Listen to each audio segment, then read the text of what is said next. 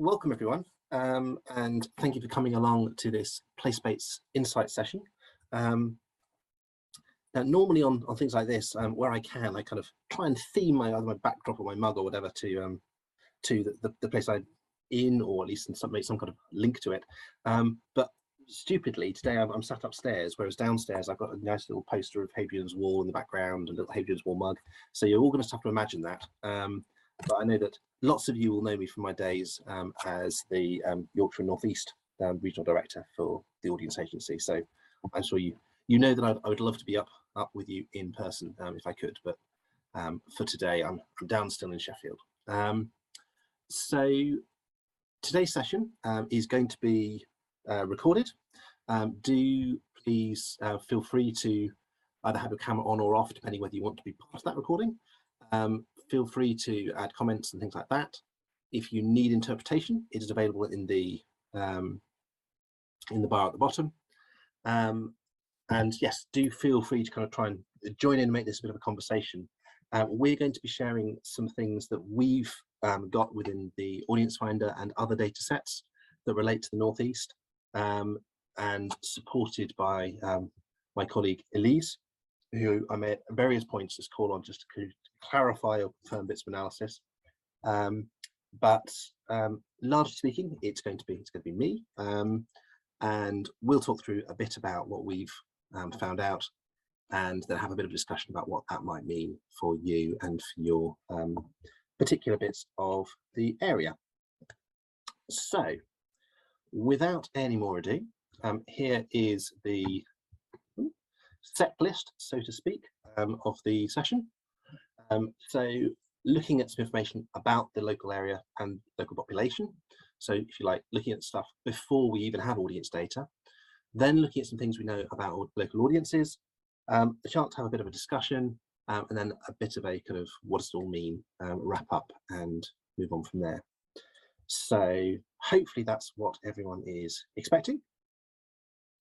But just to start with, I'll give a few little bits of kind of background information and sort of some of the things I'm going to be using to talk about. Some of this will be familiar to some of you, some of it will be less familiar.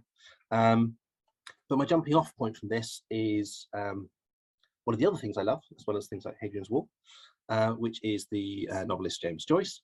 And in his Portrait of the Artist, he describes the main character sitting at his desk at school and writing his address, and writing his, from his name to his class, to his school, working all the way up to the county, Ireland, Europe, the world, the universe, just going out in these kind of layers of concentric geography.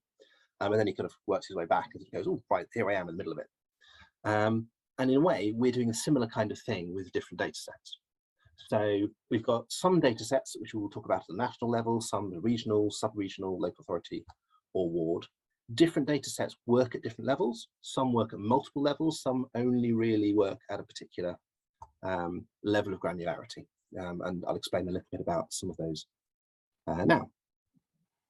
So one source we'll be using is something called the Cultural Participation Monitor, which, for those of you who haven't seen us sharing information from it over the last year or so, is a survey of a representative sample of the whole population, which we started during COVID, although we're continuing with it, to look at what kind of cultural engagement people do. So what have they done before COVID, what they do during it, what are they looking forward to doing in the future. And that would include information about online, about in person, about kind of participatory activity. As we've got a range of information in there, the last wave of that was quite big. It was almost 6,000 responses. So we've been able to sort of scoop out of that a subset of data which is specific to, in fact, to Tyne and Wear, so that should be sub-region, in fact. Then other data sets, audience spectrum, I'll say a bit more about in a second, but is our segmentation model that is mapped to particular local areas. So we can talk about different populations really from a very granular level up to sort of big regional national summaries. And a number of you contribute data to Audience Finder, our ticketing and or survey data aggregation service that collects information from lots of organisations around the country Now, what we've used for the purposes of this discussion is we're looking at audiences from Tyne and Wear. We're not just looking at organisations from Tyne and Wear. So anyone who lives in the local area, wherever they attend in the country, will appear in this data set. And indeed, if you're an organisation in the local area, but you're getting audiences from further afield, those won't show up in this data. So this isn't sort of about you as organisations, it's about the local population. Although we will see in a bit that we're talking about really quite a local attendance pattern in any case, in which case obviously there will be. That will be what's going on. So alongside that, we have various other sources like information from the census and target group index, that's the TGI, that we can use to sort of fit together to get an overall picture of who people are, where they are, etc. And as I say, some of this information will be very much what you expect, the fact that there are more theatre attenders tend to live in places like Gosforth and Jesmond and so forth will not come as a shock to anyone here, I'm sure. But nonetheless, hopefully there'll be some other bits which allow us to interrogate it in a bit more granularity. Everyone happy so far? Do speak up if you have any questions. If you also put any questions in the chat, if I don't see them, hopefully one of my colleagues can pick them up and mention. So specifically, this is where we're looking at these 5 local authorities, that same set of information. Of course, there are other neighbouring areas which will have an impact on some of that, and we may see a bit of a hint on that later. But then finally, before we finish the preamble and get on to the post-amble, I suppose, the segmentation model we're using, audience spectrum, again, probably familiar to those of you who use Audience Finder, but just to be clear, because we're going to refer to it quite a bit, so it would be quite frustrating for you if you didn't know it and we didn't explain it. This model divides the UK population into 10 different groups based on the volume and the type of cultural engagement they do. So broadly speaking, we have groups who tend to engage a lot, we have groups who tend to engage a medium amount, and we have groups that tend to engage a bit less. And again, we'll talk about the prevalence of these different groups in the local area and in particular patches in a second. But roughly speaking, of the highly engaged groups, we've got metroculturals who are very heavily concentrated in metropolitan areas, particularly London, very highly engaged, do quite a lot of things, but quite sort of premium price points, so to speak. Experience seekers, who are quite an interesting group, particularly for this conversation, who are often university educated, but relatively younger graduates, often living on the edges of cities. Community land culture buffs further out, often really big core audiences for lots of particularly regional organisations. Tendency towards a slightly more traditional taste, certainly an older age profile. In our middle engaged groups, those sort of strangely yellowy, greeny, almost browny groups in the bottom corner there, 2 of them have quite a lot of families in them, so dormitory dependables and trips and treats. But roughly speaking, they tend to be a bit older and a bit more out in sort of dormitory towns, and a bit younger and more in small towns and edges of cities and things. And then home and heritage tends to be a bit older, a bit more traditional, more inclined to do things like heritage and your classic sort of National Trust member type profile. So that's those groups. And then finally, our last set of 4, the lower engaged groups. So we've got up our streets. The way that I often find easiest to describe them is that it tends to be your classic settled communities, and particularly northern terraces, but other areas as well. But we all know kind of large areas of bits of northern cities where they have these kind of quite kind of settled, often slightly older communities. There's a little bit more diversity of ethnicity in those groups, often, but not always. Again, we'll see more about that in a sec. We've got Facebook families, which tends to be younger, lower income families, big concentrations of those across wide parts of the northeast, and we'll see that in more detail in a sec. Kaleidoscope creativity tend to be younger, more likely to be in flats, again, a bit more diversity in those groups often, but not always, and not necessarily here. And then finally heydays, who are often older in sheltered or residential accommodation, who may have been really culturally engaged in the past, but now age and ill health has often meant they're less engaged now. And breathe. So yes, quite a range of different types of people. Obviously, it's generalising the population to those groups, but we have it linked to postcode and household level information. So we can say any given household is more or less likely to be in this group rather than the other ones, and use that to tell us about the background population, but also about the profile of anyone that we have postcode or other identifying geographic information about. So it's made from the Taking Part survey, the National Arts Engagement Survey run by DCMS, where we took that plus some other stuff like proximity index, so how close people lived to culture, and we mashed it all together. We got Experian to mash it all together, and use that to produce these groupings. So people who tend to have these tastes, tend to have these demographics, tend to be in these places. We've got these 10 different groups. That's then attached to loads more information we know about particular households through Experian's big data universe, as we call it here, their big data set. We have that every place, which is hundreds, if not thousands, of data points about each place, but then links to other background information.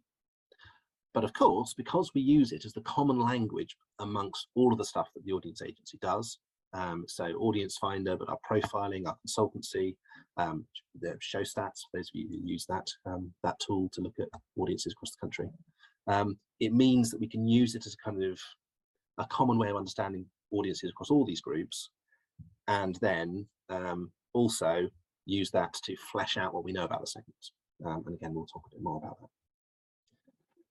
So each segment has its own little profile, a bit of description of who they are. So experience seekers, if my little précis was a bit too brief and not detailed enough, on our website there's a whole description of who they are, what they tend to do, where they live, how to communicate with them, what kind of things they're interested in, whether they donate, loads of different information. And the same is true for all of the different segments. There's also, which is not visible there, there's also mapping available on the Audience Finder website, so you can see where they all are. But of course, I'm going to show you now. So, does anyone have any questions before we push on any further? I'm not seeing anything appearing in the chat. I am seeing the window cleaner appearing right in front of my face, which is very odd.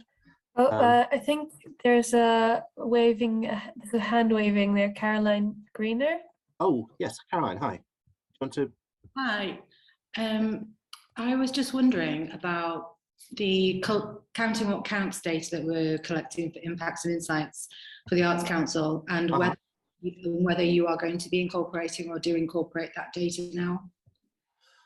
So it's not incorporated in this session, and we don't directly incorporate it into Audience Finder. We do work with them, I believe, to allow data sharing in some form, but my colleague Rosanna may be able to say more about that, or may feel I've horribly put her on the spot. No, that's fine. I'm happy to talk about that. We were part of a trial seeing how we could combine the data sets, and that trial came to an end, and we presented the findings to Arts Council, and they at the minute are considering how the combined sort of look will be for MPOs and those that have to collect both. So the verdict hasn't been given by Arts Council yet, but there is a way. We are working with organisations on a one-to-one basis to sort of coordinate those two collections. So cool. Brilliant. Chat was about it, basically. You need to. Fab. Does that sort of answer the question, Caroline? Ish. Yeah. The other thing I should say just briefly about before we move on is about the cultural participation monitor itself. So I described what it was, a population level survey. The overall sample is 17,000, but it's picked to be representative by age group, by region, etc. the sample we're looking at here is drawn off the last data we got from November. So that was just before Omicron. So some things obviously will have changed since then. So in some ways, the key thing to notice for that is that it's about the kind of relative position as opposed to the absolute views of people in terms of, are people relatively more risk averse here than in general or not, if that makes sense. So, but yes, but do please post questions or speak up if you would like to.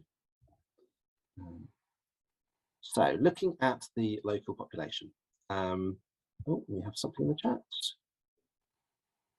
Are the results of the cultural participation survey available to us to view? Yes, they are. So we produce whole loads of different summary reports based on each wave of the survey as it happens. They're all on the Audience Agency website. If you go to the audienceagency.org/evidence, there's links through to it there. Some of those are themed in terms of, so we've had particular special, thank you, Elise. We've had special sort of subject focuses on things like the impact on inequality, disability, and various other topics. We also group things by theme on that page. So if you're interested in particular art forms or geographical areas, we've got a kind of a north section. We've got a visual arts and galleries, and a section of performing arts, etc.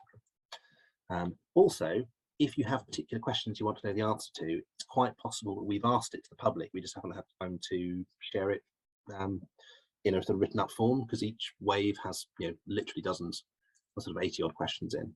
So do please feel free to get in touch to say how many people were reading in this particular period of time or whatever. We can often look that kind of stuff up. Great. So moving on. So we're going to look at some demographic information, spectrum profile, and then a bit of mapping. And some of the mapping, again, we'll make all these slides available to you, so you may want to delve into particular local hotspots in more detail later. And indeed, in some cases, we've got data tables sat with the slides, but we're not sharing publicly now. So again, you might, if you want to know the actual percentages that sit behind some of these graphs, for example. In broad picture, of course, so yes, Newcastle, Sunderland make up a very large chunk of the population of the area. It's a bit over half, but still quite a broad spread, quite built up across the piece, and a fair amount of age homogeneity between the different local authorities, with the exception of Newcastle, which really sticks out as having a lot of younger people in the city, which of course you often get in the sort of bigger metropolitan areas. So big spikes, 16 to 24-year-olds, some other variation elsewhere. Similarly, and probably not disconnectedly, a slightly more diverse profile in terms of ethnicity, albeit not hugely, and substantially higher proportions of students, which obviously is accounting for a good chunk of that part. So far, no great surprises, but some of those percentages might be handy. And these are all taken from census data or mid-year estimate updates where they're marked. More interestingly, is the audience spectrum profile. So here we've got the population of England as a whole in the grey bars. So you can see it's fairly broadly spread between the segments, and then northeast in the sort of hatched bars, and the solid bars, just Tyne and Wear overall. And we'll get into more detail underneath that in a sec. So the key thing that stands out is that both the northeast and Tyne and Wear in particular tends to be higher for particularly a couple, but most of those lower engaged groups. Very few of the metroculturals. We've said they tend to be Londoners, so of course they don't show up here, but noticeable skew in that direction, and there's not a particular disparity between Tyne and Wear and the northeast overall. The big disparity really is experience seekers, and when we look in more detail, we'll see that that's really Newcastle driving that. So middle engaged segments are barely in line with the average, albeit slightly below, and indeed slightly below in Tyne and Wear compared to overall. There's a bit of a kind of bonus in terms of high engaged groups in experience seekers, but really the you know, there's much more onus in terms of some of those lower engaged groups, given who's around and available. Lots of the groups that are relatively high are relatively likely to have families in them, and we'll look again in a bit about where the families tend to be. It doesn't just neatly map onto the segments. So looking at local authority, as I said, experience seekers are absolutely sort of out of the park in Newcastle, but actually pretty low in all of the other areas. Dormitory dependables are a bit higher North Tyneside as opposed to elsewhere. So some of the slightly more affluent sort of non-urban sectors. But then it's a bit of a mixed picture in terms of some of the others. Lower engaged groups, you see that the Sunderland's got a slightly skewed profile in terms of fewer up our street, more kaleidoscope creativity, so a little bit younger, maybe less settled, some of the population centres. Where there are high concentrations of more settled groups, there may be more Facebook families. Yeah, so that gives us a bit of a flavour of the overall difference. And you see there are actually, you know, small, but there are some metroculturals in Newcastle itself. But not enough to base a strategy on, shall we say. Okay, so the next couple of slides are the pretty bit, or the prettiest bit, where what we've done is we've taken each ward and colour-coded it by which of the segments is most prominent in that ward. So which segment have more people than any of the other segments have. It doesn't mean it's necessarily a majority of that ward, but it's the single group that's most prominent. And you can see from that overall picture some of the clear differences within the region. Bearing in mind as well that this gives quite a flat view, but obviously certain areas have much higher population densities. So if we look at some of the denser population areas, we see that we've got these quite pockets of blue of experience seekers, particularly in Newcastle, but also North Shields and down sort of just in from the coast a little bit in Sunderland.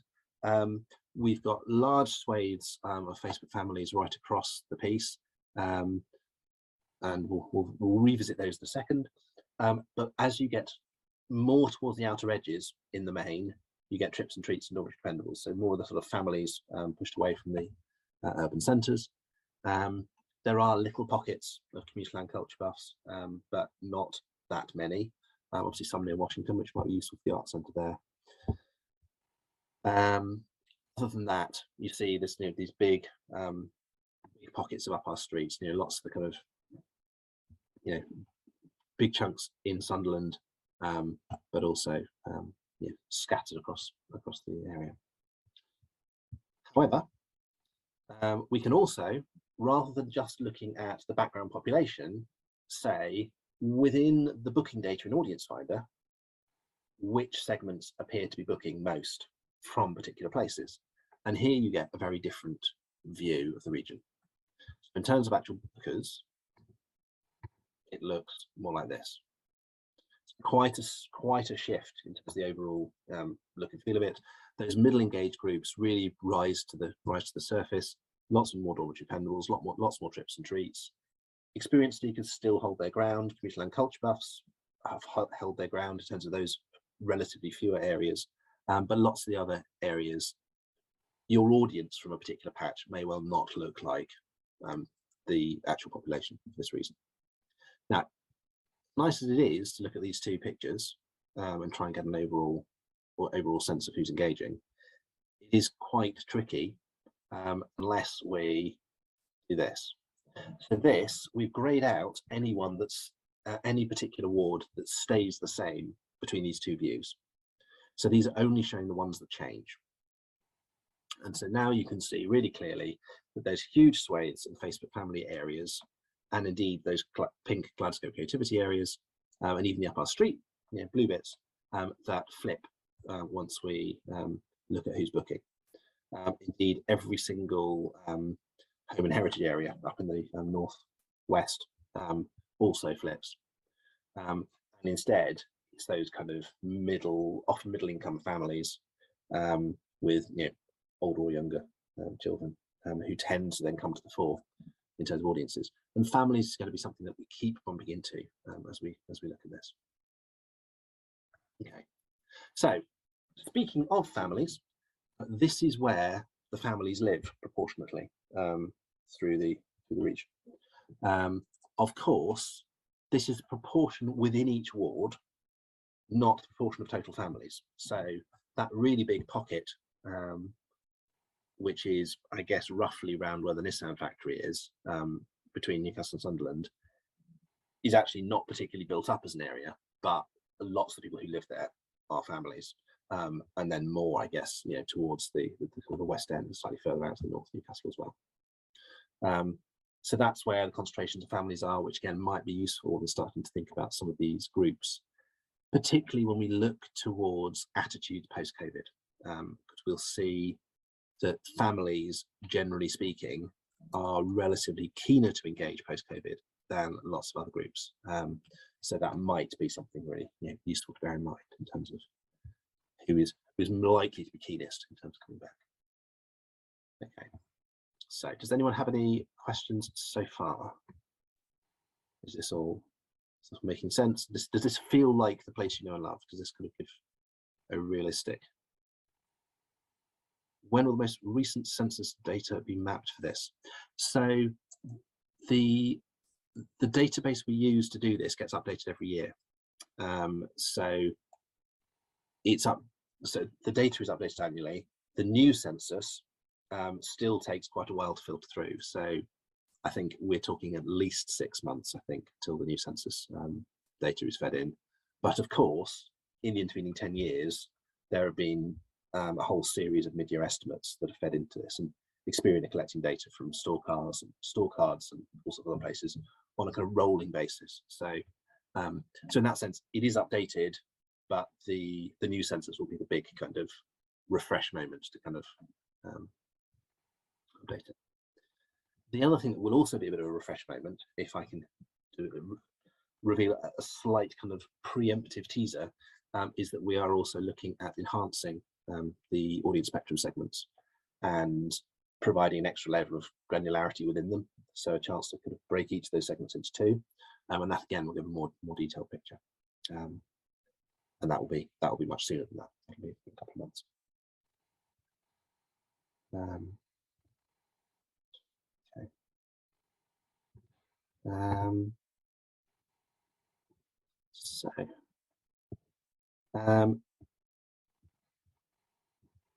So looking at what we've seen in terms of sales information, overall, people booking from within this area, we're looking at, obviously we're using pre-COVID data for probably obvious reasons, specifically that lots of stuff hasn't necessarily been art form coded since then, and places are only really starting to get back up to pre-COVID levels, if at all. So we're looking at, roughly speaking, 90,000 bookers a year from within this area. That has grown slightly, but not very much over 4-year or 3-year period. 250,000 bookings, 500,000 tickets, and obviously many millions of pounds of income. And we can see these have grown, but they've not grown enormously. And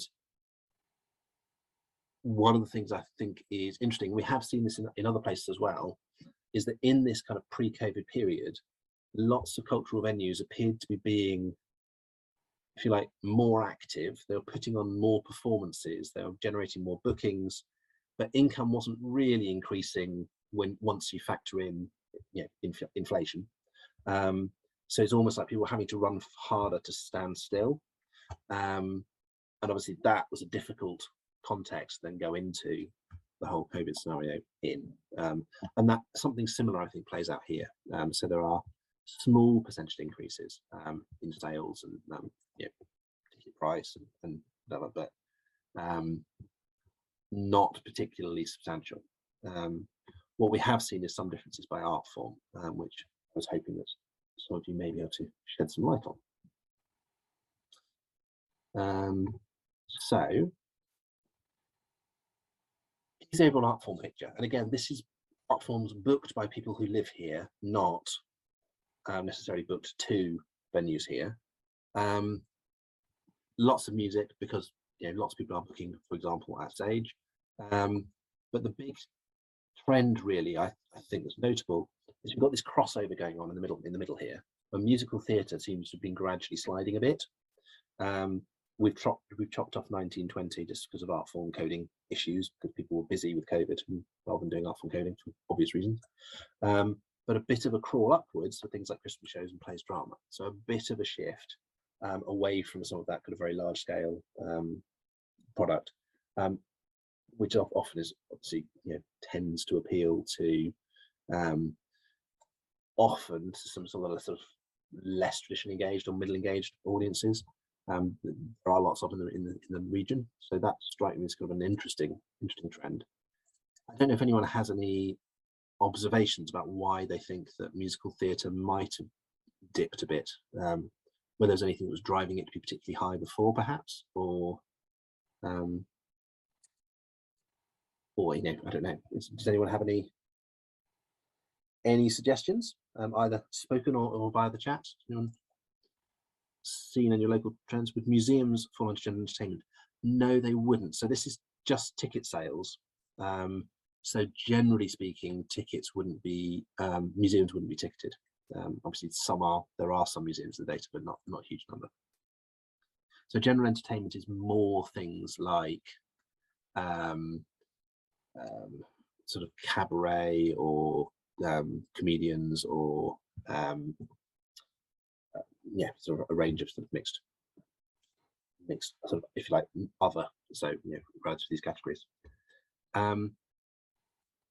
That's a very good question, Caroline. The reason is that the way the data works, we have the data. So we have the data for 1920, but once we get the data, we need to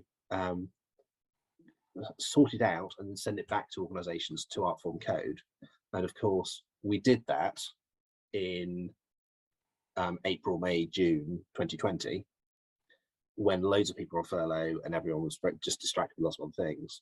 So the coverage by Artform in those periods isn't that high. I mean, it's pretty good, but it's not anywhere near as full as the coverage in other years. And we don't know whether the people that didn't code it would skew the overall profile. So we don't want to include it and sort of find out that actually it's because one particular venue was coding most of one particular art form, for example. So that's why we've excluded it. We're hoping over time that we'll be able to add it back in, and or it may just end up being a kind of a blip year in the data that we could have just keep seeing it, as the trends go on, that it's just not there was just one difficult year in terms of coding. But what we have got is a sales dashboard which you can filter for different things, which does show at least that overall sales pattern, and how it dropped off. That might be interesting and useful. You can filter that by region. It does, of course, mean that some of this data is from a little while back, but I think what we found a lot with COVID is that a lot of what happened in COVID actually seems to be either an acceleration or an exaggeration of trends that were pre-existing. So beyond the kind of immediate things shutting and people not being able to attend, particular art forms or particular audience groups that were dropping or rising or engaging more or less, in many ways, and it may be coincidence because of the way that COVID has struck, but in many ways it's accentuated the same pattern. So did that make sense, Caroline? Was that kind of like a clear enough summary?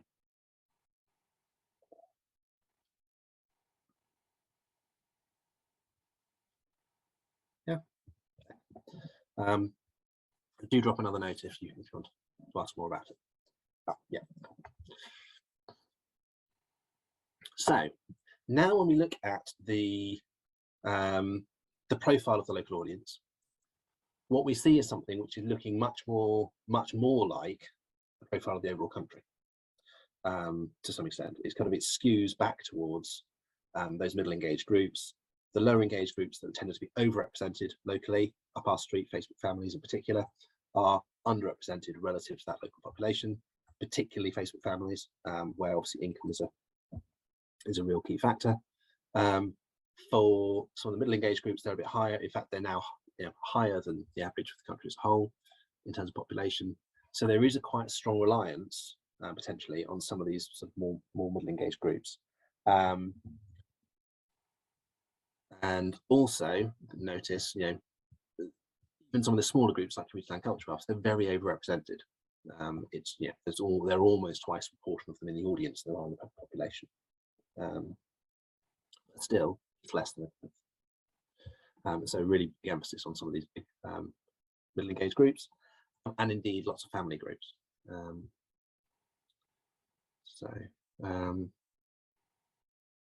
I think when you look at the range of programming in the region, I think that lots of the venues in the northeast are actually pretty good about reaching a very broad range of population, and I guess you see that reflecting this profile and indeed causing it. But we have also seen them gradually changing over those past few years. This, interestingly, is the kind of pattern we've picked up in other parts of the country as well. So we've seen this in the East Midlands, we've seen it down in Hampshire, indeed I think we saw something similar in Cumbria, although Elise can correct me if I've misremembered.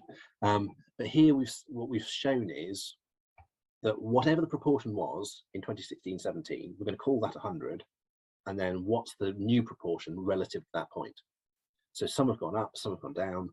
We've grayed out this middle bar to say, if it's changed by 5%, really, who's up in it? That's a little fluctuation. Let's not get too carried away.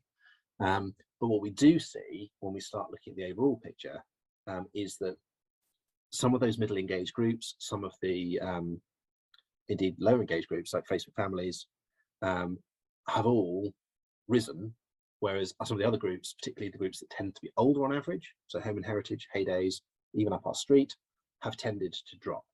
So there seems to have been a background shift over a few years towards middle engaged, particularly family groups, and away from middle and low engaged older groups. So that seems to be a kind of a broad trend, but it's something we picked up elsewhere as well. So that's kind of an interesting background, particularly when we then come to COVID and the impacts of COVID, where what we've seen is that there's been a huge difference in the impact on people in terms of financial and health and whatever else impact. But when it comes to opening up again and willingness to reattend, and indeed matched by willingness to attend where there have been windows people have been able to attend through COVID, we've seen families being quite keen to come out quite quickly, and we've seen older audiences, particularly those who aren't so personally defined by arts and cultural engagement, so who it isn't their kind of be all and end all, much less likely to attend, much more reluctant, and more inclined to say, I'm going to wait for now, or I expect to attend less in the future. So we're seeing a kind of a shift post-COVID that accentuates this picture we've started to see happening pre-COVID as well. And we partly think this is quite interesting in that it reflects something that we thought was going to be an issue at some point in the medium-term future. So I don't know whether any of you came along to some events that we did, it's probably 5 years ago now, where we talked about the idea of a generation gap.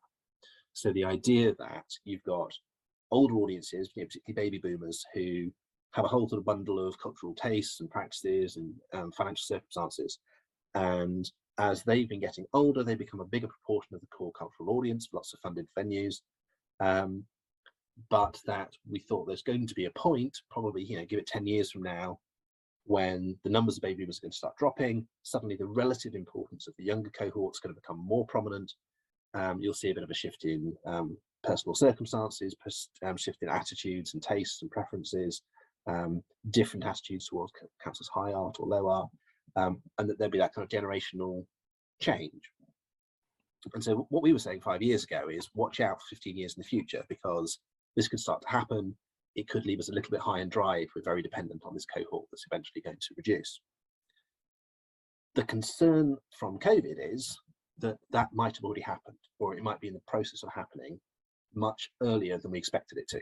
So this really big, on average, quite culturally engaged cohort, reducing attendance, not coming back from having stopped attending during the lockdowns and so forth, relatively more reluctant to re-engage.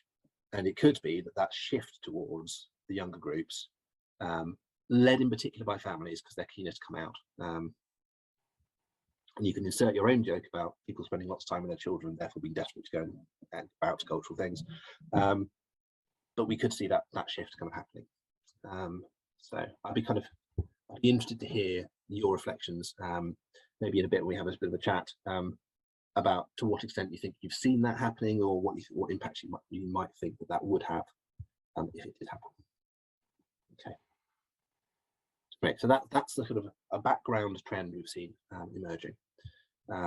Just to pick up on the question about 1920, because we've got the sales data for 1920 and we know where people are, we can profile them even if we can't then link them to art forms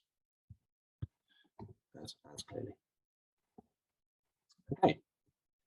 Any other comments or questions before I move on to more of a geographical look? Are we all happy? Yeah. Sorry, I can't see whether people are nodding. Hopefully. Yes, I can see the odd smile. Thank you, Caroline. So let's push on. So as I kind of teased earlier, we are in fact talking about a very local audience, generally speaking.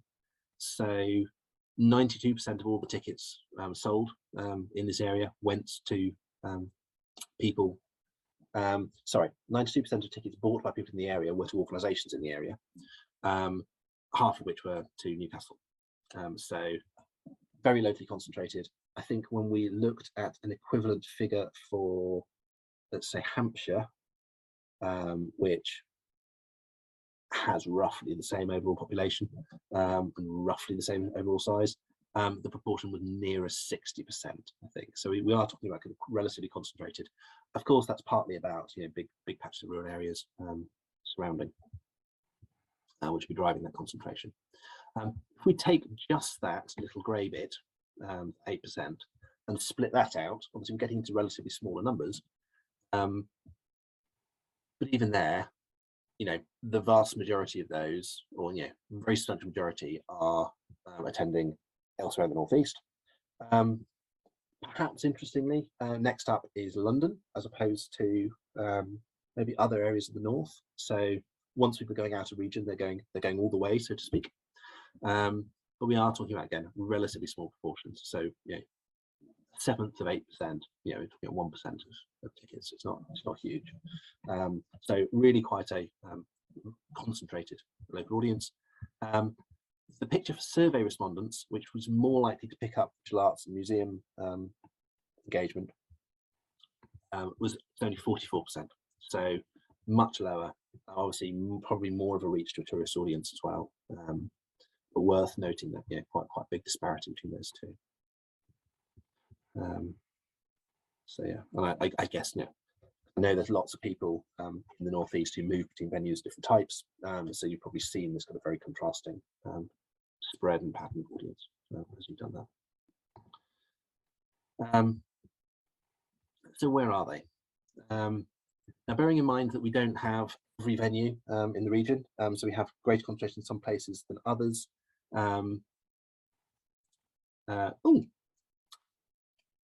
Elise very politely, sort of behind the scenes as opposed to directly, has pointed out that I made a typo. It's actually 64%, not 44%. So same direction, but not quite as extreme a difference. So thanks Elise clocking that. So still, relatively local, relatively, compared to equivalent figures for visual arts museums elsewhere, but still much less than the typical data. So the big venue we don't have, I guess, would be the Sunderland Empire. So I guess you'd expect to see higher concentrations around Sunderland, worth noting. But nonetheless, broad picture here is we are getting what will no doubt be a very distinctive shape to many of you. Loads out through the areas north of Newcastle, and indeed those pockets down on the coast, North Shields, South Shields, Windy Bay, etc. And I guess as were we to go further up the Tyndale, you'd also see little concentrations there, albeit with lower total numbers in terms of population. So that's broadly speaking where people are attending from. You can see there is a bit of a patch around Washington, which matches to where we saw the community land culture buffs. Similarly as well, heading up towards South Shields, I think we've got another couple of pockets for them up there too.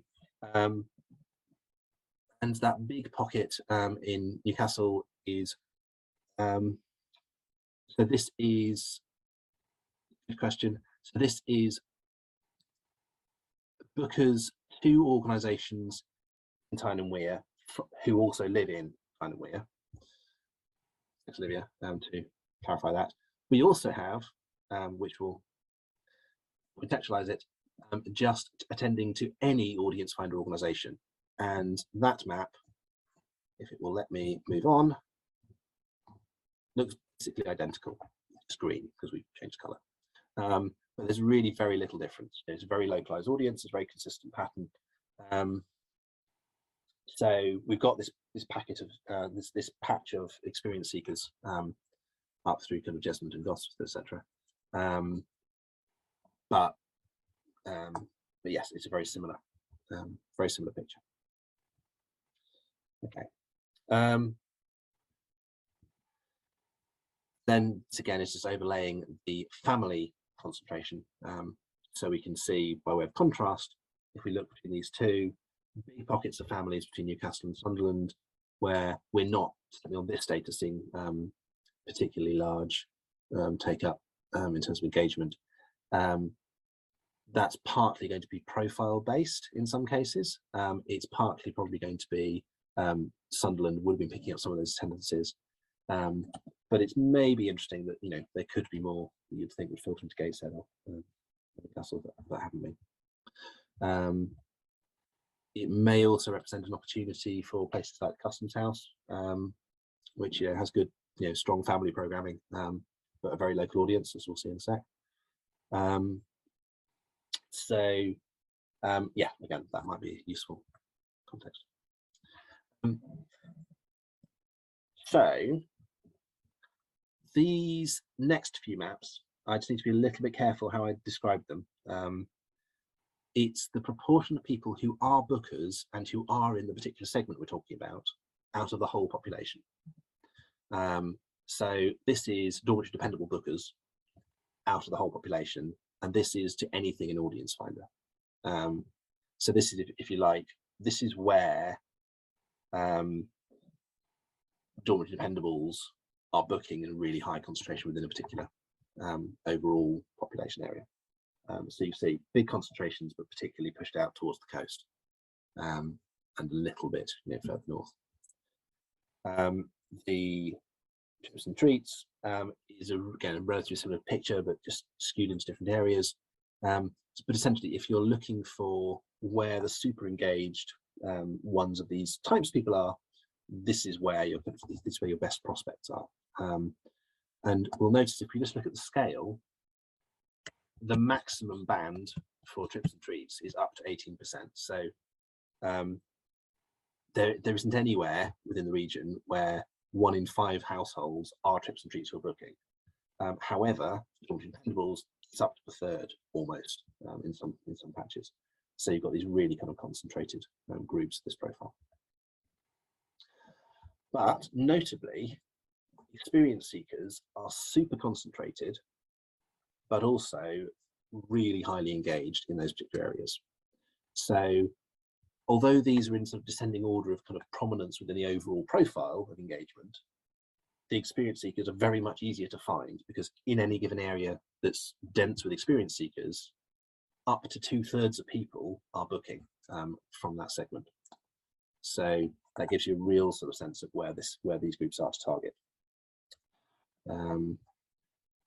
Whereas the Facebook families, it's much lower again, top of 16%. But big bands all the way through kind of Hebburn and Jarrow and so forth, where there are families engaging in reasonable numbers. Okay, that makes sense as a kind of picture. So bearing in mind those are the 4 largest segments in the profile. That gives us sort of where they're really concentrated within the local population. Okay, so now let's have just a quick look at some information from the surveys. I won't dwell on these at enormous length, but to say, and again, the data that's behind these is available, but it's the overall picture we really want to share. So this is looking at the survey data, which will typically be more visual arts museums. And you can see that, broadly speaking, younger groups are underrepresented in the surveys compared to population. So, younger people are less typically engaging with cultural organisations, and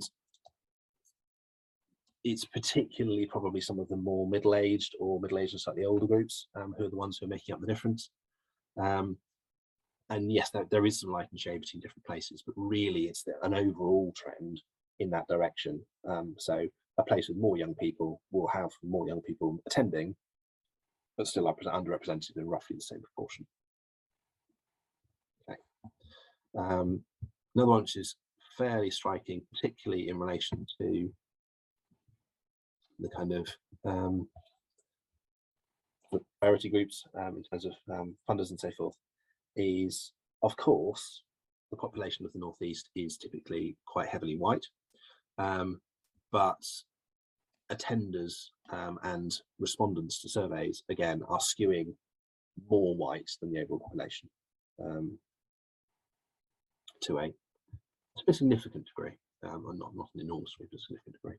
Of course, that is something that you do see everywhere, that may be worth being conscious of. And it's possible those two things are connected as well, because Black and Asian populations are typically younger on average. If you're getting fewer younger people, you're also probably getting less diversity in terms of ethnicity as well. So something possibly useful to factor in. And just a final thing to say, we asked people in the surveys about their previous attendance at that particular organisation. And bearing in mind, this is people from these places, not at organisations in these places. And you could see that people from South Tyneside were more likely than elsewhere to say they were frequent attenders to the particular place they'd been. People in Newcastle were relatively most likely to say that they were new. Maybe you would expect that in terms of a city with a sort of potentially slightly wider national reach, but nonetheless, across the board, quite high levels of frequent engagers, at least in survey respondents. And some of these will be from performing arts venues, but obviously survey data will tend to include more of the museums.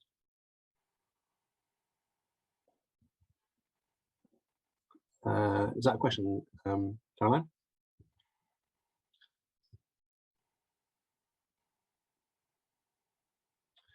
What's the definition of frequent? That is a very good question. It was, Elise, can you remember the exact? Yes, so this relates to, for those of you who run audience finder surveys, the first question in the core survey of whether it's your first time visiting or if you've been several times in the last 12 months or in 2 years before, etc. So first time will be those who say, this is my first time visiting. And for those who have visited before, if they visited in the last 12 months, they are counted as frequent, and they are counted as lapsed if their last visit was over 12 months ago. So it's a relatively severe definition of lapsing. Yes. Yeah. Okay. Cool. So yes, there we are. And then the other thing just to note is that, broadly speaking, overall distance people are travelling based on this survey data, so that should say survey data, not population data, is not that far, which fits with what we're saying about quite a concentrated audience, tends to be from within Tyne and Wear. But that's particularly the case for Gateshead, but especially South Tyneside, which again is perhaps not a huge surprise. It suggests kind of like a strongly local audience from those areas. Okay. Now, what I suggest we do is if we take just maybe a sort of 5-minute break now, and then come back and we'll continue and have a bit of a discussion about what this all might mean, how it compares with your experiences, but also, I'll bring in some things from the participation monitor. We can talk a little bit about how those either wider trends or more local trends impact on this. So if that sounds all right, should we meet back at, I guess we'll say 5 minutes past. That's good for everyone. So we are back recording, and we'll just say a little bit more about local audiences before we hopefully get some of your views and experiences to share as well, to sort of feed into the mix. So if everyone is ready for me to carry on, one thing I thought I would pick up from the previous section where we were talking about the art form coding for 2019-20, obviously we very much understand how difficult a time organisations have had over the last couple of years. So we've sort of, we're very understanding about the difficulties there. Where organisations are able to do that coding, obviously it allows us to get a richer picture and give you more up-to-date, more complete analysis and insights. So if you're able to, that would be really, really helpful. But obviously I appreciate that it's way down quite a long, challenging list, I'm sure, for many of you. Anyhow, so just to move on to say a little bit about what we've seen about cultural engagement from the Cultural Participation Monitor. So as I said, this was looking at the whole population. We've asked it in multiple waves, 5 waves, starting in October 2020 through February, June, September, November, and we've literally just sent the latest survey out to be done very shortly to see how things have moved along. But in that last wave in November, we asked people, have they done any of a list of particular cultural activities? We gave them quite a specific list and then said, have they picked any of these? And most people had done something, but the proportion in Tyne and Wear was slightly below the national average.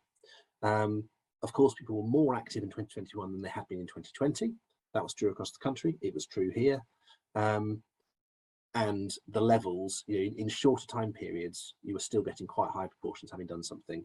And we started looking at the last autumn, and indeed, even just a couple of weeks. But again, broadly speaking, those percentages were a little bit lower in Tyne and Wear than elsewhere.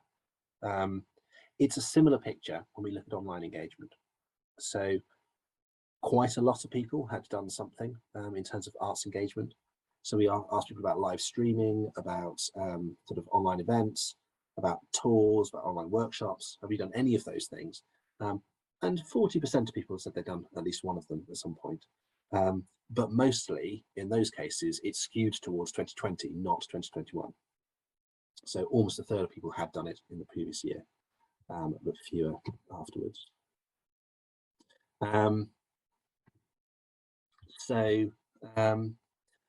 Again, it's a similar picture. You would expect this with a slightly different population profile, you would expect these proportions of engagement to be slightly lower on average.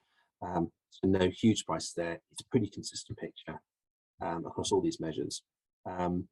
Worth really noting, those overall national trends are being matched here in terms of which years were higher for different types of activity. Broadly speaking, what we saw was that digital activity held up pretty well to last autumn and then started dropping off as in-person engagement grew and grew and grew throughout last year. And to some extent, participatory activity followed a similar curve. It got quite high and then dropped off like digital, but not as sharply. When we ask people more specifically which art forms, again, it's a very similar sort of picture. Arguably, relatively higher engagement for film, and that's well inside the margin of error. So I wouldn't draw any big conclusions there. The key thing really is that yes, the overall engagement is probably a bit lower. From types of activity, again, maybe a bit of a skew in one direction or another. Maybe fewer people doing workshops, but given the margin of error, then we want to be a little bit careful about drawing any solid conclusions from those. And finally, in terms of creative activities, very much the same picture. We might think that maybe there's less craft painting, other sorts of visual art happening. Maybe a greater restriction on visiting libraries. Let's have an interesting from Craig. So what's Craig said? For Baltic online content, asking those that came back May to September, if they'd done anything online during the pandemic, it was only 7%. Can you say any more about that, Craig? That's really interesting. So what was this was like a returning audience face-to-face survey, or is it kind of Yeah, this was is that too echoey? Can you hear me okay? Yeah, that's great. This was our exit surveys returning for people coming back into the building. So it was face-to-face, our regular kind of numbers of sample survey. The very beginning of it was actually online, but not for very long. It was online equivalency instead of face-to-face, but the bulk was face-to-face. And yeah, it was a shockingly low amount had engaged with any of the stuff during the pandemic. And then the follow-up question to that was, would you be interested in any of that type of stuff in the future? And only 21% said yes. And this is the 21% said yes, they would be interested in. The rest was either 65% was a firm no, and then there was 13% undecided. So I mean, that's only a May to September sample, and what we found in that as well for us was that our outside of region was much higher than normal in that period. So it might be not exactly, but we're asking this question all the way to the end of March, so we'll have an updated figure. But it is really interesting that there was quite a lot of reticence towards it, and obviously it's what an awful lot of us spent an awful lot of time and energy doing. So yeah, it means I'm not doing 360 virtual exhibitions next year at all, because they're expensive, and I don't know that they're really value for money, value for the time spent on them anyway. So in terms of how much interaction you have with those online exhibitions though, because obviously people who came back maybe didn't say they'd been to them, but did you get quite a lot of people engaging anyway? So they're quite mixed in numbers. Some of them were okay and a lot kind of fine, but yes, I'm still doing a bit on that. But overall, the amount of money and energy that goes into them, I think, is for a while was disproportionate to what you then achieve on the objective. But the jury's still out on some of it until the data comes back towards the end of this year for the full year. But it's definitely a temperature take. Yeah, and that's really interesting.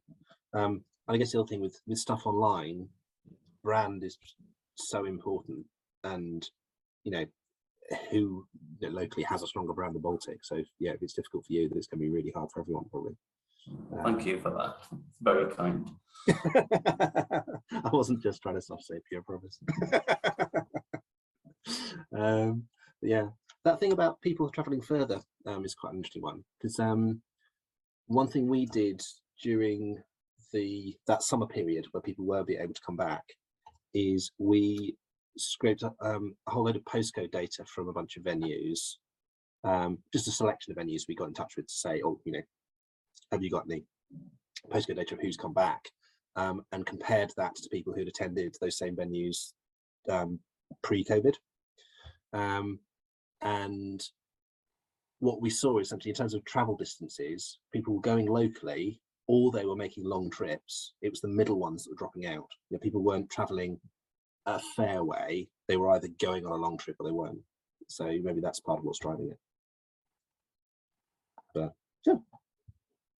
Interesting. So Preston Park, you're saying similar picture in terms of the engagement with the digital content you put out. Is that what you're saying?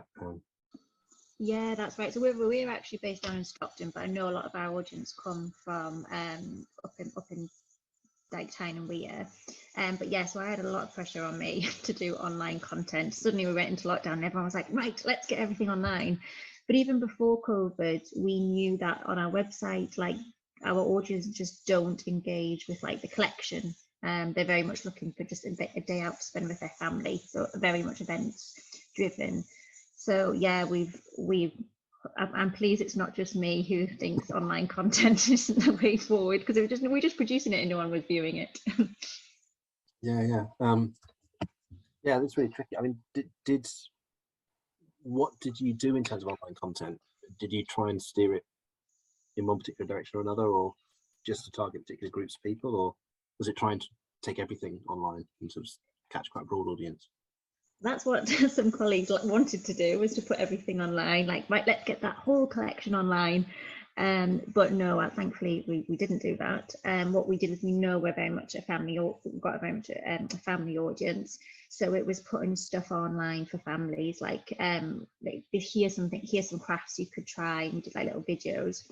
I think the only successful post was around when it was VE Day, and we'd done a blog about, you know, here's some recipes you could try, you know, here's how to make some bunting, here's how to host your own party. And actually that blog post did really well. But just general stuff about our collection just had no engagement whatsoever on our social media channels. Have any of the organisations who are here, did you do sort of collaborative things online, or was it kind of everyone trying to do their thing? Because something I've wondered about is whether this is, because it's really difficult to reach a particular audience, and it might be you know, easier to kind of group together to reach a family audience, or group together to reach a kind of, I don't know, kind of like a young, really culturally engaged audience, or has anyone done any collaborative things? Or we're part of Tees Valley Museum Group, and so all of the museums in Tees Valley. And some of our colleagues had organised like an online event, again aimed at families, because they're our main target audience for each of the museums. I think they were okay. I mean, again, there was a handful of families signing up to them, so it's how do you measure success on that, whereas it usually would be to thousands of people coming through the door. So yeah, and what success is very, very different, isn't it? But in either direction, you could get lots of engagement but quite limited, you know, intensity, or you could get, you know, really immersive intensity but small numbers. And how do you offset those? We did a podcast with Welcome Collection, which is it's not a local partner, and they already had a huge podcast audience to begin with, so that was really successful in terms of reaching the numbers, because it was co-branded. But then following that with the one which was not in partnership with them was just like pulling teeth, because it's such a crowded marketplace. It's quite difficult to get traction on podcasts unless you've got celebrities involved, etc. So I think that no, I think you're right. That kind of is that getting cut through is the thing that's really. So there's Caroline was saying, so doing work to support artists, which I guess would, for lots of people was kind of like a big push, wasn't it, to try and keep artists active and paid. So lots of work, well received, and raised money for a commission.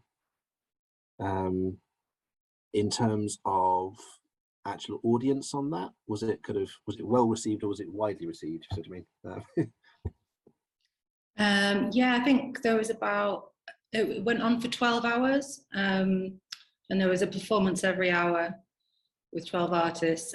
So it was like an international reach. I think we had about 840 something people watch it across the whole thing. It was to commemorate 12 months of since lockdown. So it was the first time a lot of artists had actually performed in a theatre in 12 months. So yeah, it was really good. Oh wow. Is that Dance City or? Yeah, we filmed at Dance City. It was like a live stream. So it was the artists were on stage at Dance City, and then we live streamed it via, I think it was via Instagram, and then we also had I can't remember what the name of the provider was. It wasn't Facebook or anything. It was a proper broadcast quality thing. Okay. Mm-hmm. Cool. And then finally, Olivia, you've mentioned. Oops. I can actually. What's this? She said, really positive feedback and views. Pre-recorded concerts virtually instead of live concerts. And reasonable donation levels. And we certainly saw from the population models that lots of people were happy to donate or happy to pay in some form, albeit, I know what we've seen, and no, audience finder, sorry. Sorry, that relates. That's my fault. I've just I've tried to jump on Olivia's very positive feedback there, and nab a case study from her. Shame. Sorry, Oliver. So I think that was. Doubted. Yeah. Sorry. Okay, cool. Yes, one thing that we think seen. I'd be interested to hear your views on this. Is that the kind of payment model online? Lots of organisations have tried to do the kind of like, we would normally charge you like a normal ticket, and we'll charge you a ticket online, but that it's possibly easier to raise less money from more people, as opposed to kind of, equivalent amounts from like a substitute ticket. But it sounds like the approach you took there, Olivia, was very much a kind of, it's an online concert, as opposed to, it's very much a particular moment that it's out. Does that sound? Am I understanding that right? And how did that work in terms of donations?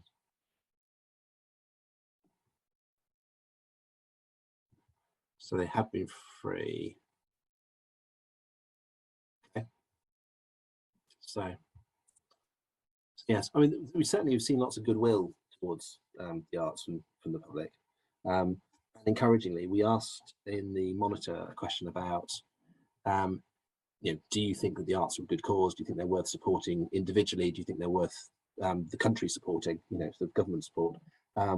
And people, not only a majority of people thought that they were, the arts are a good cause that should be supported, but they said that their views have moved in that direction in the course of COVID.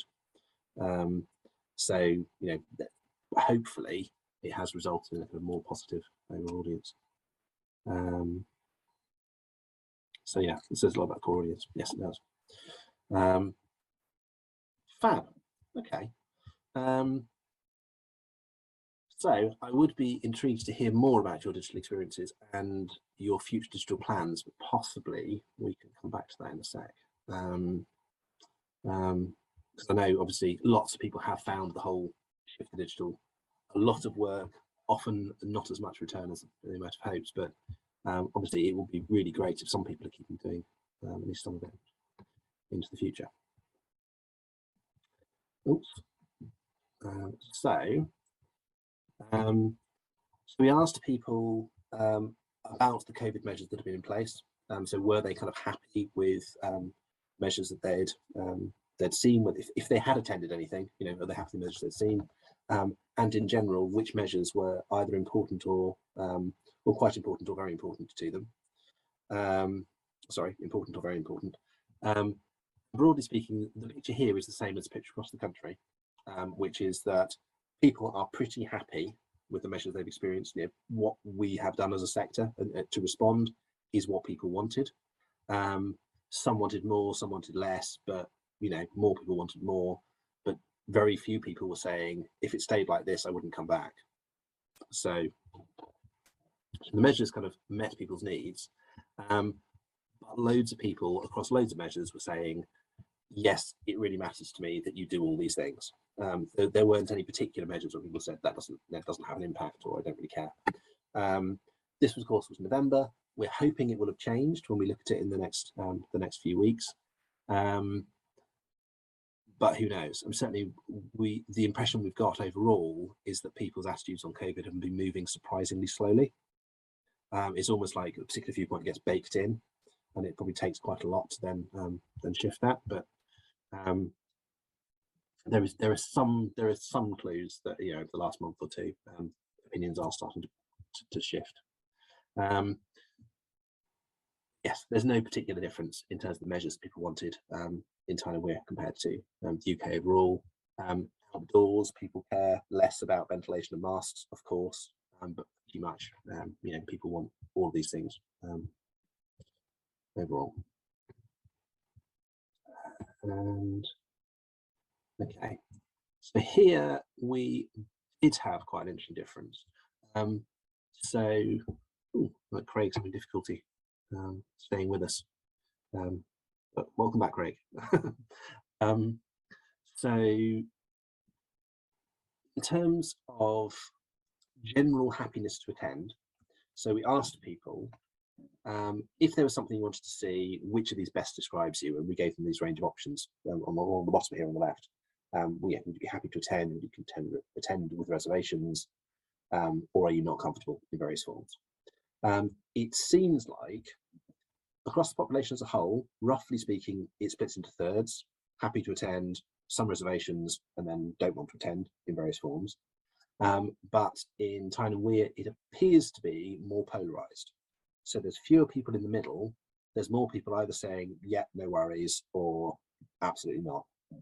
So you have a bit more of a polarization, which could reflect that you've got substantial pockets of those kind of relatively highly engaged, younger, metropolitan city-based groups, lots of experience seekers who we have seen elsewhere that they're just, they're keen to get back out there and doing stuff. But also larger pockets, and large numbers of families as well, which maybe skew towards those groups.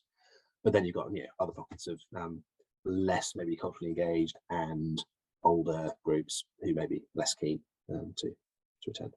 So it looks like it's a bit of a push towards the extremes. So it could be that as things move, one or other of those moves more than the other one. So we'll keep an eye out on that. Realistically, we won't have the sample again to look at the Tyne and Wear level, but we'll try and look at the northeast level to see if there's a shift there. This was literally just before Omicron. It was one of those ones where the fieldwork finished and the day after they first announced it. So yes, hopefully a wave having come and gone, things sort of moved. I guess what we're trying to do is gauge relative to the country overall, where are people at in terms of their overall risk profile.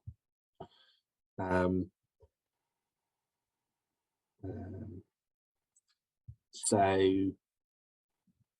general attitudes towards COVID were very typical of the population overall. Most people saying yes, throw the kitchen sink at it to try and reduce it, as opposed to saying just try and live with it.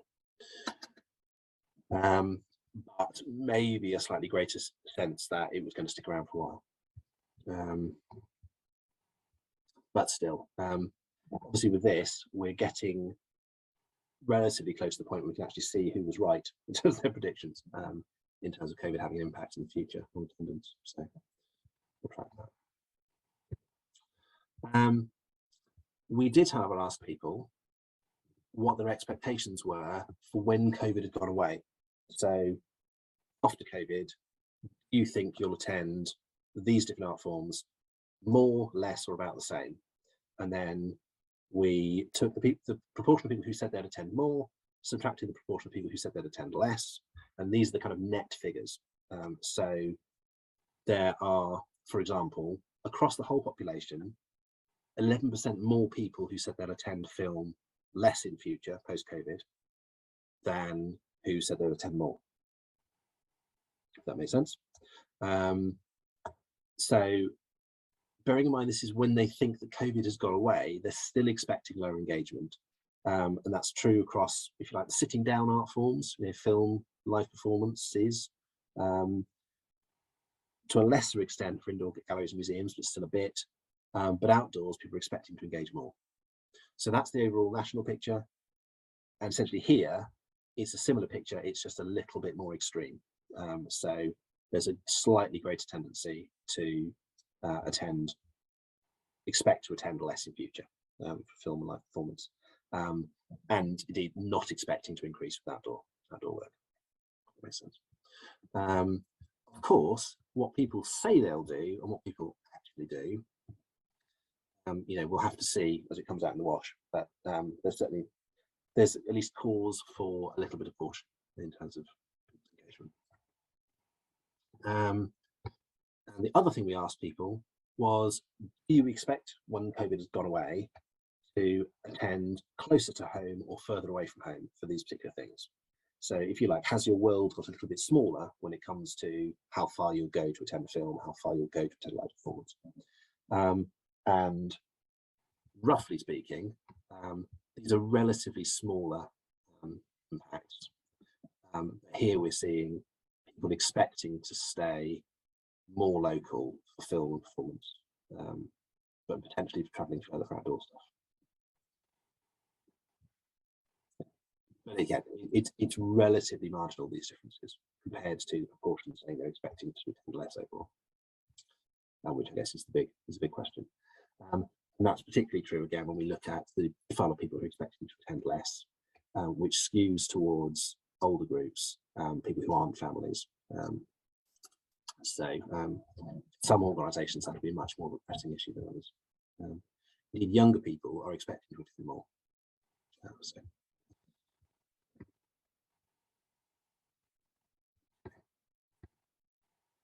So yes, so that's what I was going to present, but I thought it'd be really nice to get a bit more of a view of partly your experiences. So, how have you found the last couple of years?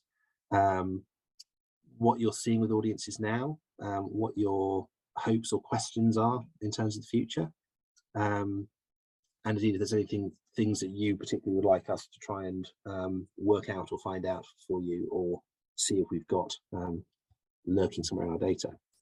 So if we have been growing, particularly the family ones, and that there appears to have been a bit of a shift from older towards families and maybe experience seekers.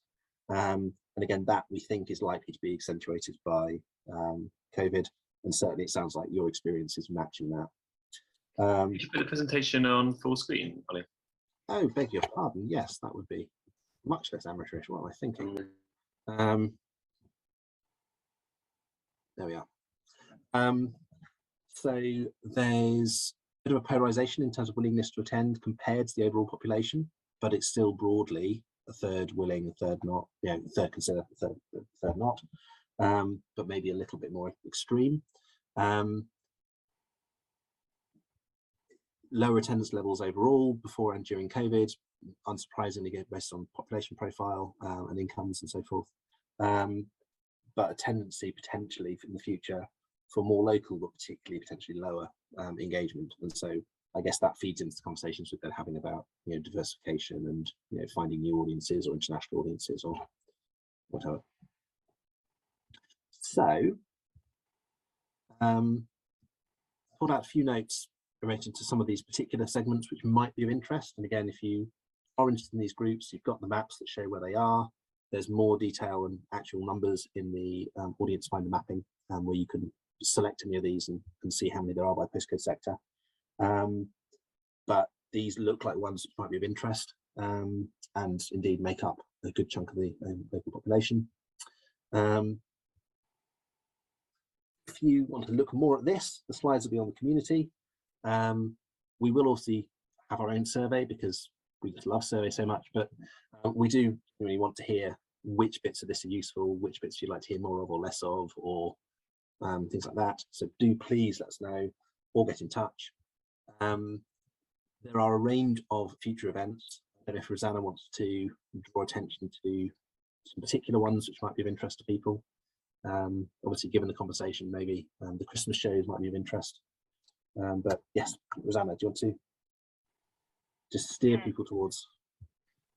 Yeah, thanks, Ollie. So I've just popped in the chat a link to book on for a free one-to-one session following this presentation, where we can actually look specifically at your data set or something more specific around your audience development goals following on from this. So please do book on for one of those. We also have free in-practice sessions. So these in-practice sessions are general sessions around your audience finder usage and specifically your audience finder dashboards that you have access to.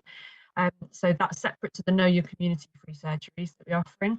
But I'll put the next link I'll paste in the chat will be for an in-practice session. So do book onto one of those as well. And then we have got community forum lives. I'm just prattling through all of these, Ollie. Is that okay? I Feel free. No, yeah, plugging away. So so yeah, we have got community forum lives, and the best way to know about those that are coming up is to make sure that you're signed up to our newsletters. You can do that online on our website, and we also have if you bookmark our events page on our website, we always update there with the community forum live events. Those are free events, discursive, but basically discussing everything around being an audience finder users and connecting the dots across sort of having peer conversations. So some common themes that we've tried to sort of group them thematically that we think would be most useful. So they're kind of topic based. So please do book on for those. That's it, I think. Yeah. And I realised I left in an old date for the tea breaks, but the tea breaks, for those that haven't had the fun of them, are much shorter, snappier, conversational presentations of just bits of evidence that we've got we think might be useful to share. Again, they're based on themes. The next one's about digital post COVID, and then there'll be a variety of later ones on different topics. So they're monthly, just a chance to listen to and contribute to chat about data while you're having a little breather in the afternoon, if that's your thing, which it's a very niche taste, but some people share it, I'm sure. Yes, so I just wanted to say thank you very much for coming along. Hopefully it was helpful. Get in touch if we can help any further. And yeah, hopefully I'll see some of you in actual person in the actual Northeast at some point in the not too distant future. So yeah, thank you and take care.